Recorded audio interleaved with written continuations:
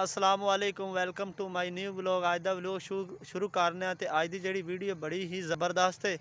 तो इत्थे असी जा रहे हैं कुश्तियाँ ते चक अक्कां की ते उत्थे कुश्तियाँ ने ते इंशाल्लाह उत्थे चल ते दोनों विखाने ते आ मोटरसाइकिल ते जा रहे हैं असी। भाइयों नूं पेशाब आ गया, आने पेशाब करने ते चलने आप इंशाल्लाह उत्थे थोड़ी मुलाकात कराने।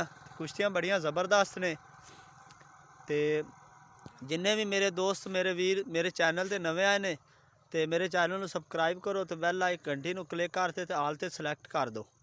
बहुत शुक्रिया। हाँ माशाल्लाह एक भाई ने पेशाब कर लिया ते एक कर रहा वो आना मेरे ते कैमरा नहीं लावना। मैं ठीक है ते आ सजाद भाई ने जा रहे हैं असी कुश्तियाँ ते बस असी पहुँचे ही खड़े हाँ ते उत्थे चल ते मुलाकात कराने। ओ भाई आ रहे ने सानू रस्ते का नहीं पता ते असी उन्हें ते पुछने खेमगढ़ फिरने खीरू वाले। अस्सलाम वालेकुम भाईजान, की हाल है? ठीक हो? अक्का वाली कित्थे यार? 2 किलोमीटर रहेगा। सिर्फ 2 किलोमीटर? उत्थे यार कुश्तियां होंदियां ने? कुश्तियां खत्म हो गई। हो गई? हाँ जी। किसले हुन होइयां? हां हुन उत्थों मैं आया। लै टांडी अपना तो काम हो गया है। आज भाई आंदा कुश्तियां हो गईयां। आज जोड़ी 3-4 आया था।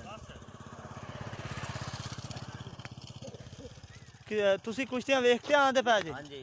हाँ भाई जी कुश्तियां वेखते आ रहे ने ते आपां तो पंध ही बड़ा कीता ते अपना तो पंध एवें गया ते हुण आपां नूं वापस जाना पैदा। किन्ने 2 जोड़ गुले ने? 3-4 जोड़ होए ने। हाँ भाई आखरे 3-4 जोड़ होए ने ते कोई गल नहीं हुण आपां नूं आंदे जुमे आना पैगा ते इंशाल्लाह आपां मेरे जिन्ने भी वीर ने मेरे चैनल ते आए ने आपां इंशाल्लाह सारिआं नूं कुश्तियां विखावांगे ते अज दी माजरत है दोस्तां अगे ते एक आ भाई है ये भी नाल आया अपने। रोटी खा ते जा ते फुड्डी मार।